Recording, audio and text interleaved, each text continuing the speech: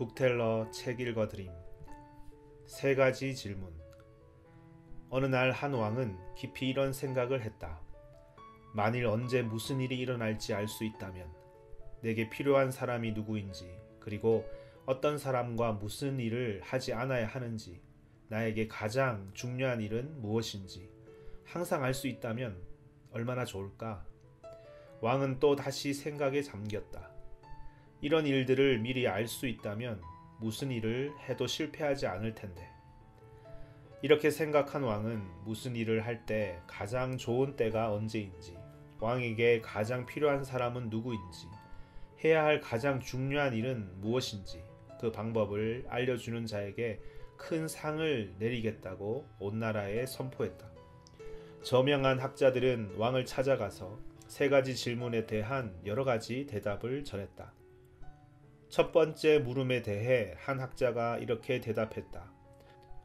모든 일을 하는데 가장 좋은 때를 알려면 미리 계획을 세워서 일, 월, 년 단위로 시간표를 짜야 합니다. 그리고 나서 철저히 지켜야 하지요. 그렇게 해야만 모든 일을 일정에 맞게 제때 완성할 수 있습니다. 그러자 다른 학자가 말했다. 가장 좋은 때를 미리 결정하는 것은 사실상 불가능합니다. 시간표에 맞게 일이 일어나는 일도 거의 없지요. 그러니 왕께서는 쓸데없는 일에 마음을 쓰지 마세요. 세상이 어떻게 돌아가는지 항상 주의를 기울이시고 그때그때 가장 필요한 일을 하시면 됩니다. 또 다른 학자들은 말했다. 왕께서 아무리 주변 상황의 변화에 주의를 기울여도 어떤 일을 언제 해야 하는지 적당한 때를 바르게 판단하는 것은 불가능합니다. 행동을 취해야 할 적당한 시기를 결정하는 것을 도와줄 현자들로 구성된 자문회를 만들어야 옳을 것입니다. 현명한 사람들의 조언을 얻어 그를 쫓아 언제 무슨 일을 할 것인지 결정해야 합니다. 일부 학자들은 다른 주장을 내세웠다. 행동을 취해야 하는지 말아야 하는지 자문회의 의견을 구할 겨를 없이 당장 결정해야 하는 사안도 있습니다. 행동 여부를 결정하려면 앞으로 일어날 일을 미리 알아야 하는데 그것을 아는 이는 점쟁이밖에 없지 않겠습니까? 그러니 어떤 행동을 취해야 할 알맞은 때를 알려면 점쟁이에게 물어보아야 합니다. 두 번째 물음에 대해서도 다양한 대답이 나왔다. 물음은 어떤 사람들이 꼭 필요한가 였다. 왕에게 가장 필요한 사람은 고문관입니다. 왕에게 가장 필요한 사람은 성직자입니다. 왕에게 가장 필요한 사람은 왕을 보살피는 의사입니다. 왕에게 가장 필요한 사람은 그 누구보다도 병사입니다. 왕에게 가장 필요한 사람은 누가 뭐래도 학자입니다. 이처럼 다양한 대답이 학자들의 입에서 나왔다. 가장 중요한 일은 무엇인가? 라는 왕의 세 번째 질문에 일부 학자들은 학문입니다. 라고 대답했다. 반면에 전쟁, 기술의 개발입니다. 신에 대한 경배입니다. 라고 주장하는 학자들도 있었다. 또한 예술이라고 말하는 학자들도 있었고 정신을 바로잡는 것이라고 대답하는 학자들도 있었다. 매우 다양한 답변이 쏟아져 나왔지만 왕은 어느 말에도 동의하지 않았다. 그래서 물론 누구에게도 상을 내리지 않았다. 해답을 찾고 싶었던 왕은 지혜롭다고 널리 알려진 은사를 찾아가 물어보기로 했다. 숲에서 혼자 살고 있었던 은사는 그곳을 한 번도 떠난 적이 없었다. 그는 보통 사람, 즉 서민들만 만났다. 그래서 왕은 보통 서민들이 입는 소박한 옷을 걸치고 은사를 찾아갔다. 그리고 은사가 사는 오두막에 도착하기 전에 말에서 내려 호위대를 남겨둔 채 혼자서 걸어갔다. 왕이 은사 가까이에 다가갔을 때 그는 자신의 오두막 앞에서 밭고랑을 파고 있었다. 왕을 본 은사는 꾸벅 인사를 하고 계속 밭고랑을 파는 일에 열중했다. 비쩍 마른 체구의 은사는 가래로 땅을 찍어서 흙덩이를 파 엎기를 반복했다. 은사는 흙덩이를 뒤집을 때마다 숨을 가쁘게 쉬었다. 왕은 은사에게 다가가 말했다. 현명하신 은사님, 저는 세 가지 물음에 대한 해답을 얻고자 이렇게 당신을 찾아왔습니다. 왕은 이어서 물었다. 어찌하면 알맞은 때에 가장 적당한 일을 하는 법을 제가 배울 수 있겠습니까? 또한 저에게 가장 필요한 사람, 말하자면 제가 더욱 주의를 기울여야 하는 사람은 누구입니까? 마지막으로 저에게는 어떤 일이 가장 중요합니까? 제가 가장 먼저 주목해야 할 일, 가장 중요한 일은 무엇이며 많은 일 중에서 어떤 일을 제일 먼저 해야 합니까? 잠자코 왕의 말을 듣고 있던 은사는 아무 대답도 하지 않았다. 그저 손바닥에 침을 뱉어 바르고는 또다시 밭고랑을 파기 시작했다. 은사님, 당신은 지치신 것 같습니다. 왕이 말했다. 가래를 저에게 주십시오. 제가 도와드리겠습니다. 은사는 왕에게 가래를 건네고 땅바닥에 널브러지듯 앉았다. 고맙소이다. 왕은 밭고랑을 2군데 정도 파고 나서 하던 일을 멈추고 다시 은사에게 물었다. 은사님, 알맞은 때에 가장 적당한 일을 하는 법을 어떻게 하면 제가 배울 수 있을는지요? 또한 저에게 가장 필요한 사람, 제가 더욱 주의를 기울여야 하는 사람은 누구일까요? 대체 저에게는 어떤 일이 가장 중요합니까? 제가 가장 먼저 주목해야 할 가장 중요한 일은 무엇입니까? 저는 많은 일 중에서 무슨 일을 제일 먼저 해야 합니까? 이번에도 은사는 아무 대답도 하지 않았다. 그저 자리에서 일어나 가래를 도로 쥐려고 손을 뻗으며 말했다. 이제는 당신이 좀 쉴 차례요. 내가 할 테니 가래를 이리 주시지요. 왕은 가래를 주지 않고 계속 밭고랑을 팠다. 1시간이 지났다. 그리고 또 1시간이 지났다. 숲 뒤쪽으로 뉘엿뉘엿 해가 지기 시작했다. 이윽고 왕은 가래를 땅에 꽂아 놓고 말했다. 은사님, 저는 저의 질문에 대한 당신의 대답을 들으러 여기에 왔습니다. 그 질문에 대답할 수 없으시다면 그렇다고 말씀해 주십시오. 그러시다면 돌아가겠습니다. 그때 은사가 말했다. 저기 누군가가 달려오는군. 자, 누구인지 두고 봅시다. 왕이 뒤를 돌아보았다. 숲속을 가로질러 수염이 덥수룩한 털복숭이 남자가 달려오고 있었다. 그는 2 손으로 배를 움켜 쥐고 있었는데 손을 타고 피가 뚝뚝 떨어졌다.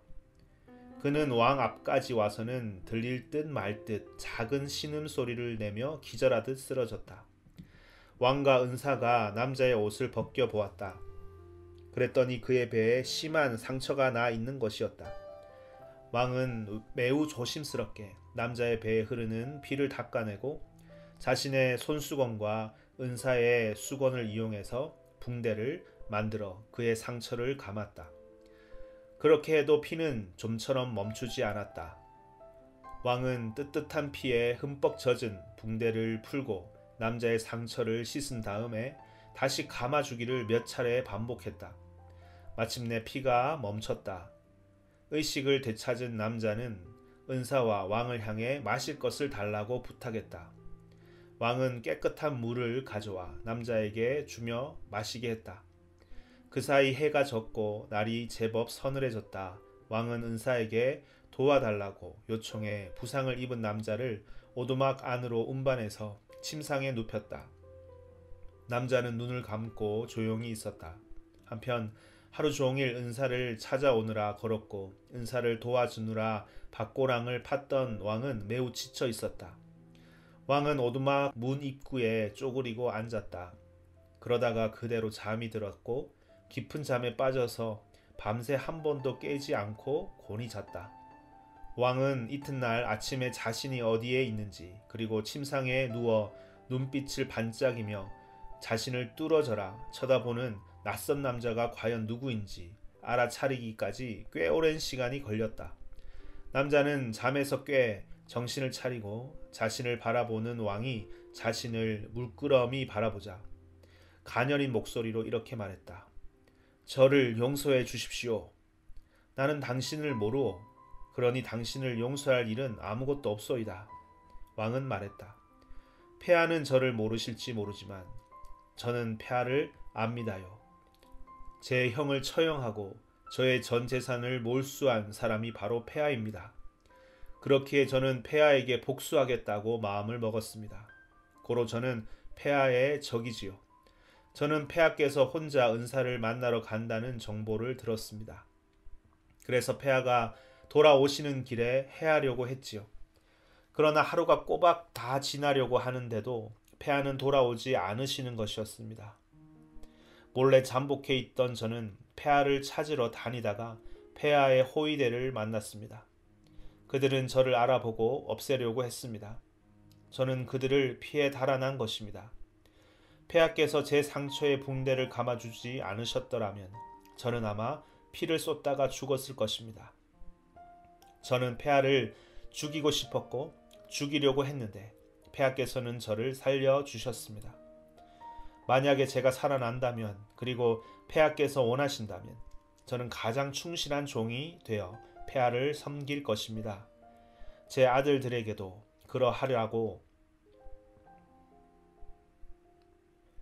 제 아들들에게도 그리하라고 명할 것입니다. 그러니 부디 저를 용서해 주십시오, 폐하. 왕은 이처럼 쉽게 적과 화해하고 더군다나 그 적을 자기 편으로 만들었다는 사실에 매우 흡족했다. 왕은 당연히 남자를 용서했다. 그리고 남자를 돌봐줄 하인과 의사를 곁에 붙여주고 그의 재산도 되돌려 주겠다고 약속했다. 왕은 상처 입은 그 남자와 작별 인사를 하고 오두막 밖으로 나와 은사를 찾느라 두리번거렸다. 그곳을 떠나기 전에 은사에게 3가지 질문에 대해 답해달라고 다시 한번 더 부탁할 참이었다. 은사는 바깥에서 전날 파놓은 밭고랑에 무릎으로 기며 씨를 뿌리고 있었다. 왕은 은사에게 다가가서 말문을 열었다.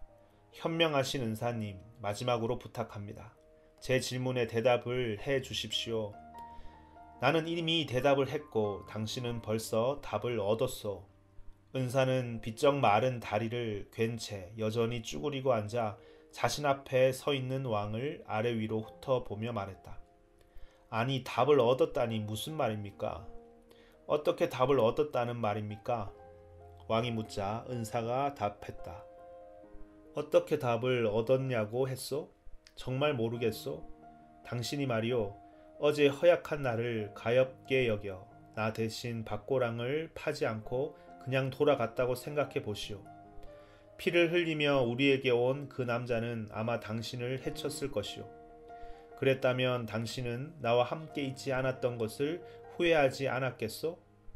따라서 당신이 첫 번째로 질문한 가장 중요한 순간은 당신이 고랑을 팠던 때라는 해답을 주고 싶소.